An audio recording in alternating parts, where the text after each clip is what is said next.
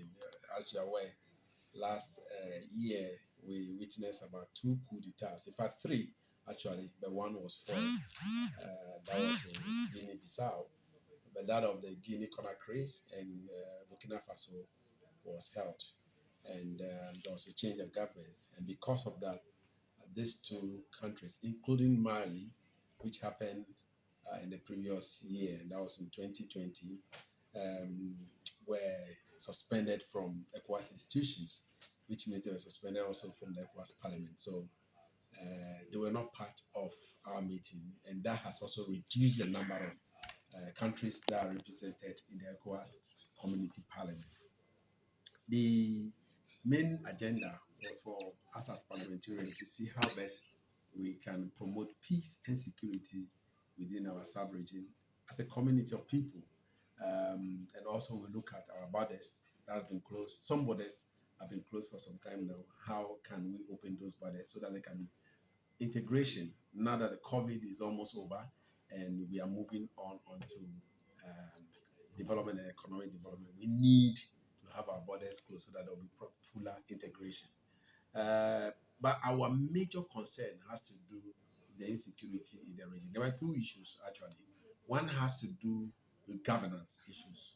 Governance issues in the sense that there has been bad governance in the region, sub-region.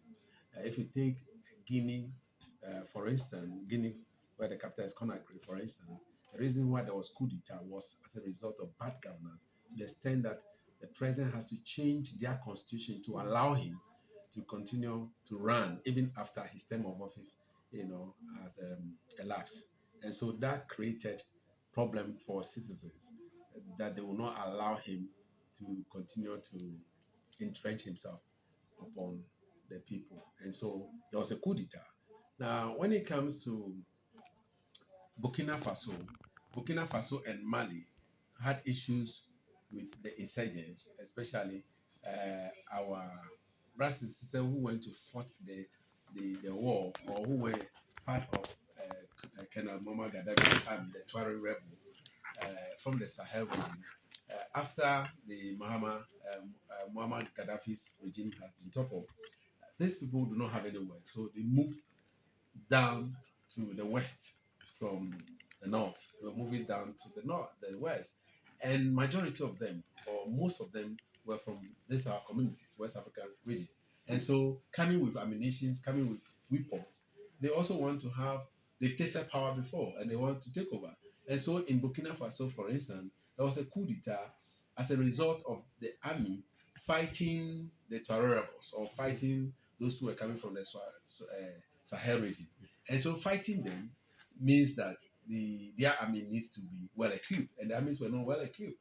And these guys had better ammunition than them. And so they fought, and it got to a point where even the presidency in Burkina Faso was not able to support the army, or the country was not able to support them. So the army took over. They toppled the government because of that. The same thing applies in Mali as well. And so there were two things that we look at: governance issue, and then the the insurgents coming from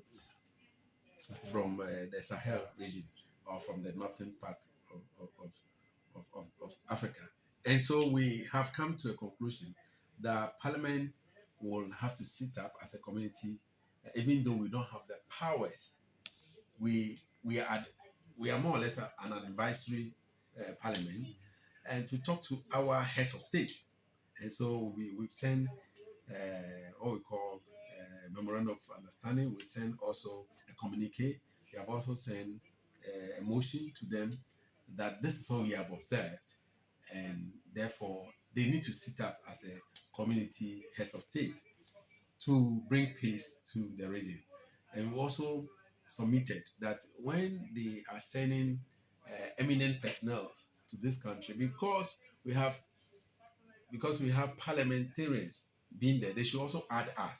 So that when we go, we can meet some of our colleagues who also know the dynamics of the country and know what is going on in this country. They'll give us a feedback, and based on that feedback, we'll be able to advise the heads of state. And if they go as heads of state or eminent persons from their community, and they go to meet people without members of parliament who were elected by the people, you may not have the fuller understanding of the issues in the sub-region. Having said that, one of our eminent personnel who spoke or who delivered a speech is Professor Kwesi from Ghana, and he has warned us that he was expecting, he predicted uh, three coup d'etats last year, but before June next year, there will be another coup d'etat. In fact, two coup d'etats. Yes, two or three coup d'etats before June 2003. And therefore, he's expecting us to make, we should take, a step to prevent those coup d'etats. Or if we allow it, then it means that additional three ECOWAS countries will be, will have coup d'etats and their government will be toppled. And so, what do we do as a community? Because I even contributed and I said that yes, indeed, he said this last year when he was interviewed on Joy. And yes, indeed, he said there were going to be three coup d'etats. And but that was Mali one. After that, we had two. And the third one was Guinea, no, Guinea Bissau, which was toppled. So if there's anything for us to do, we should listen to Professor Enin Berwa, who has done his research.